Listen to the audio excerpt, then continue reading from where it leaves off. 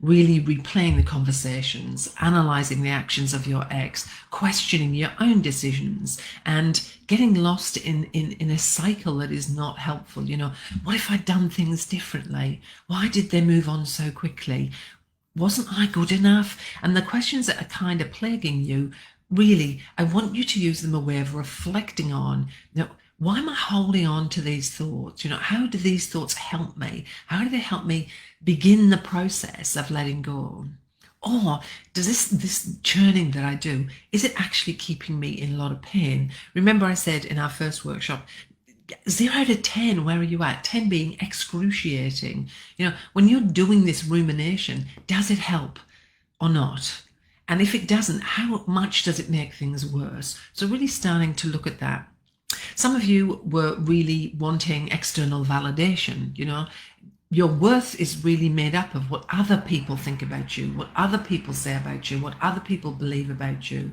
And when your relationship's ended, you're left with these really deep wounds that are more than just heartache. They're actually really deep core things where your worth is really questioned. You start to ask yourself, and you might have been doing this all of your life, this just might be exacerbated now, if I'd been more lovable, would they have stayed? If I'd been skinnier, younger, more fun, more whatever, would they have stayed with me? Why do I crave their validation? When this person has really wounded me to my core, why is their opinion and their love so damn important? Because they've really hurt me to my core. And another one, why do I feel so completely empty without them? Because that's not healthy, gorgeous one. That says that you have a lack of self-worth, that you don't love yourself. And when we outsource our self-worth, it's dangerous. We have to build that up from inside of us. It's self-worth, self-love, self-compassion, self-acceptance. Begin with the word self for a reason. Somebody said yesterday, but why can't I be in love? And I said, I didn't say that. I didn't say you can't also have a romantic relationship and have somebody else love you. But that can't be where love comes from. Your sense of self and worthiness shouldn't come from another person. You should be full of that yourself. And when somebody else comes along, they complement that. But they're not the source of it. That's dangerous. So really important to start to ask yourself, what would it look like if you gave yourself the love that you crave from somebody else? What would that look like for you? For those of you who have been through betrayal and abandonment, whether this is due to affairs or other things, this could also be from addiction. But when you're struggling with those feelings of betrayal, maybe that's infidelity, neglect, where somebody is not available for you. One lady wrote that, how does she get used to his coldness? And I was like, I don't think that's a good idea to get used to somebody's coldness. Maybe somebody left you and replaced you super fast, and you have a lot of unanswered questions. How could they do this to me? Why did they get over me so quickly and move on? Did the last 10, 20, 30 years mean nothing to this person? Am I ever going to be able to trust anybody ever again? And I guess what I want those people to start thinking about is, how do I take back power from this experience? How do I find my stability and my strength and my steadfastness in this incredibly challenging moment? How do I empower myself as I move forward? There were those of you who felt afraid. Quite a lot of you felt afraid, which is understandable. When human beings don't know what's around the corner, they get frightened. We don't like the unknown. Many of us don't like change particularly. So if any of these are hitting the mark for you, let me know, right? So if you're in that space of fear of what's going to happen next, fear about what's already happened, and fear's got a hold on you, please understand the acronym that I use for fear and is used in many areas in my line of work, which is fear equals false evidence appearing real. False evidence appearing real. People get stuck in what ifs and behave as if those what ifs are real when they're not. They're what ifs, and their lives are hijacked by that. So what if I never find love again? Well, you don't know that. What if I'm alone forever? Again, something that cripples a lot of people. What if I let go though, Debbie, and they come back?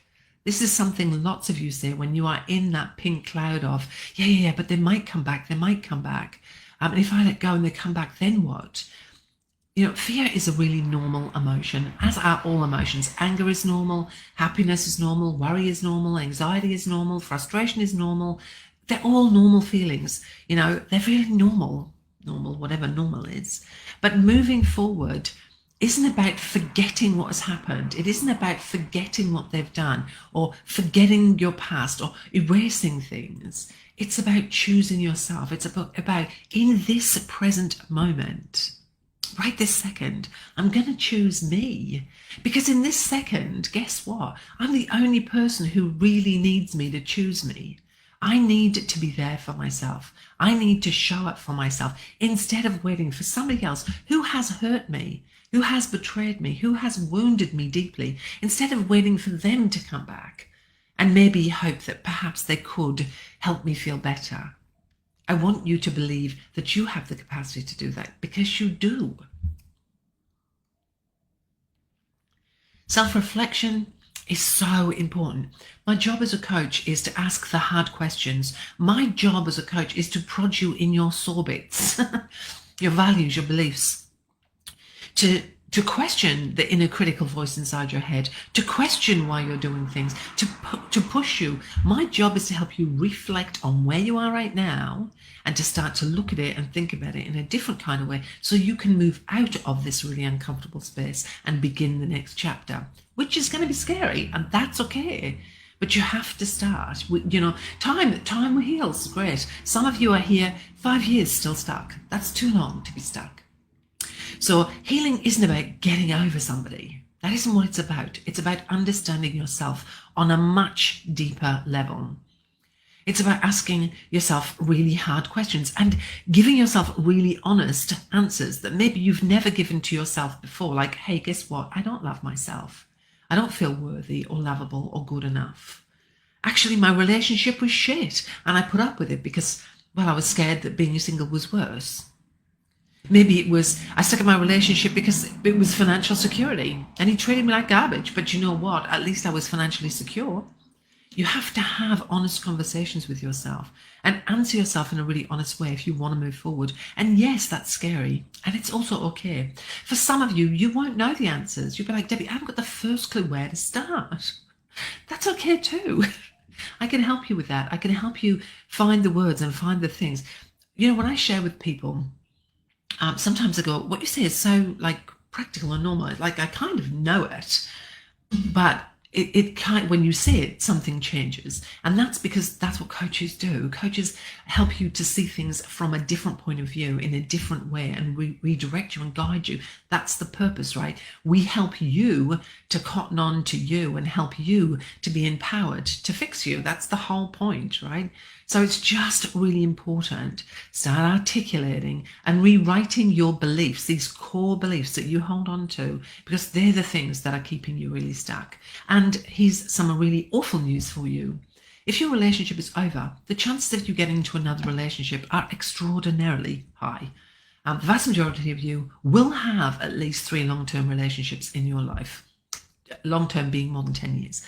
The vast majority of people will do that now because relationships have changed. And so guess what? You're going to go back out there again and you are probably going to date again and you are probably going to find another partner. And what you do not want next time around is the same. You want it to be different. You want it to be better. So you have to look at you and start looking at your values and beliefs.